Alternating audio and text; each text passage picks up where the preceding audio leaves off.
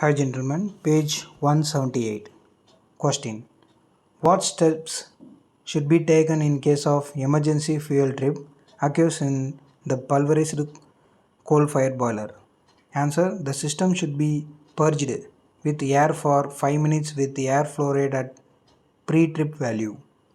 Second, if during the fuel trip the oil guns were in line, they should be checked to ensure complete closure of individual nozzle shut-off valve.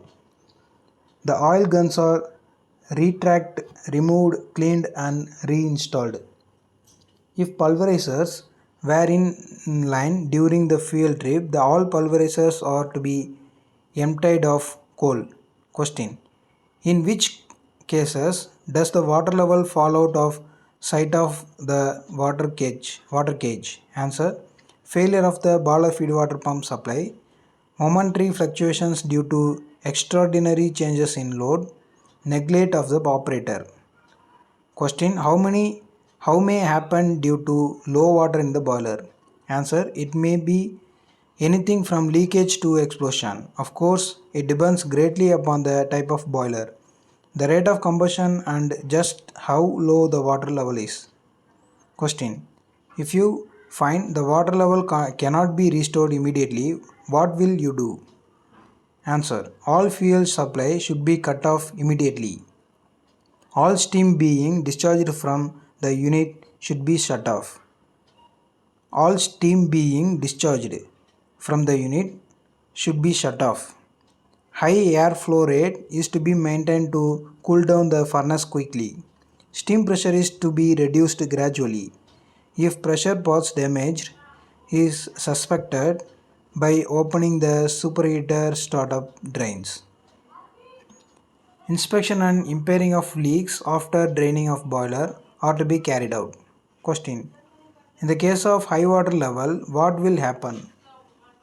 Answer. It may lead to carryover of boiler feed water and case priming. Question. What necessary steps will you take in the case of high water level?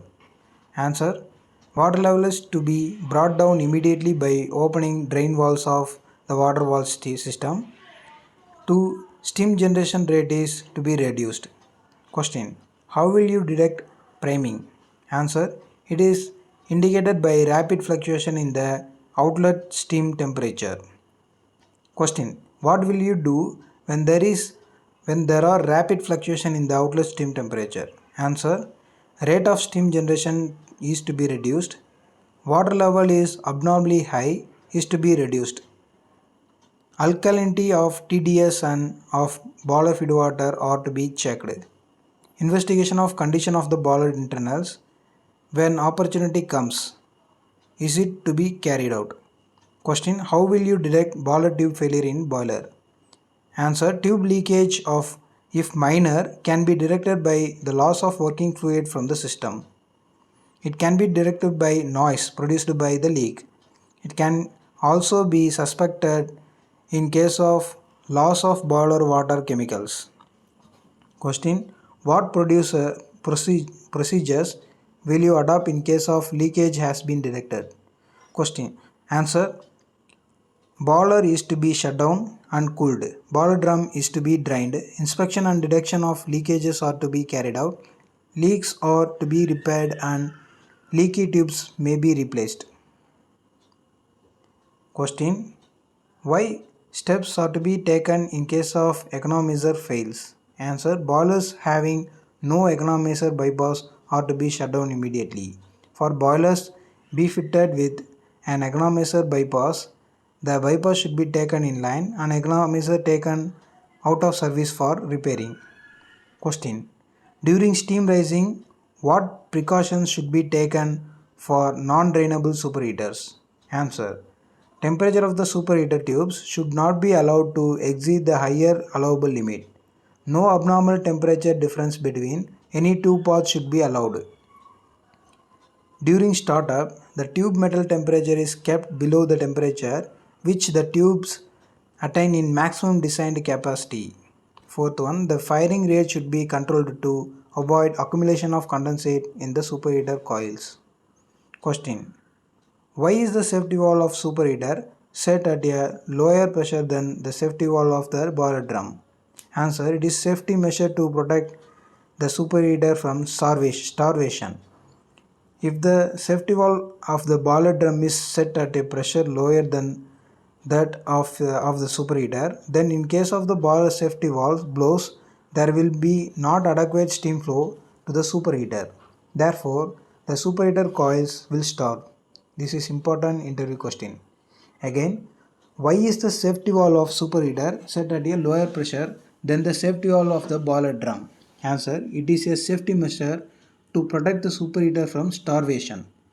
If the safety valve of the boiler drum is set at a pressure lower than that of a superheater, then in case of boiler safety valve blows, there will not be adequate steam flow to the superheater. Therefore, the superheater coils will stop. Next question: what will happen to the superheater in the case of starvation? Answer: the superheater coils will get overheated, and this may result in wrapping of tubes or, in extreme cases, tube failure. Question: what do you mean by boiler load? Answer: it refers to the total demand, including radiation, imposed upon the boiler by equipment and its connecting pipe system when there is the greatest requirement, usually at the time of startup. Next question: what is net load? Answer: this means total load plus other such loads as hot water. This is also inclusive of radiation at design temperature. Question: what is design load? Answer: it is the net load together with the piping tax. Question: what is gross load? Answer: it refers to the design load and pickup allowance combined. Question: what do you mean by boiler rating? Answer: it refers to the manufacturer's started capacity of the boiler capable of handling the boiler load. Boilers are rated on the basis of catalog heating surface area or by performance test by both. Power boilers are rated on the basis of boiler horsepower together with a suggested overfiring rate. It is important to note that the catalog heating surface forms the very basis of boiler horsepower. Question: in which units may rating be expressed? Answer: equivalent evaporation means kg of steam generated per hour from at and at 100 degrees Celsius. Kg of steam per hour for specified pressure and temperature. For utility plants, by their turbine capability in kilowatts or megawatts. Rate of heat generation kilocalorie per hour in the furnace. Question: what do you mean by gross boiler output? Answer: it is the heat, steam or hot water available from a boiler working under the limited conditions specified by the rating code. Question: what do you mean by the heat available from a boiler? Answer: it is the heat output of the boiler, means the total load the boiler will carry. Question: is it the same as the maximum boiler nozzle output? Not necessary. Why?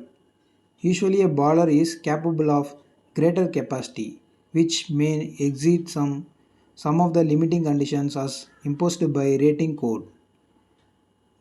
That is why gross boiler output should never be equated to a rating. Question: what do you mean by maximum boiler output? Answer: this refers to the greatest amount of heat that can be developed at the boiler nozzle for a brief spell. It has no connection to normal operation limitations. Question: nominal rating. What is nominal rating? Answer: it is the theoretical heating load a boiler is designed to handle. Of course, it does not necessarily indicate the correct boiler rating. Question: what is net boiler rating? It is the actual heating load of the boiler is capable of handling. Question: what parameters are included in this actual heating load that a boiler is capable of handling? Answer: all radiation at design temperature, estimated amount of maximum heat requirement of a connected water heater or other connected apparatus. And question, what is piping tax? Answer, it is an arbitrary allowance to compensate for the heat losses by a normal amount of insulated piping. Question, what is a pickup allowance? It is an arbitrary allowance to compensate for the extra load imposed during warming up periods. That is why it is also called warming up allowance. For instance, if during warming up period the air inlet temperature is 10 degrees Celsius, then radiation at this temperature has approximately 17.5 degree 17.5% greater output than at 18 degrees Celsius. Thank you.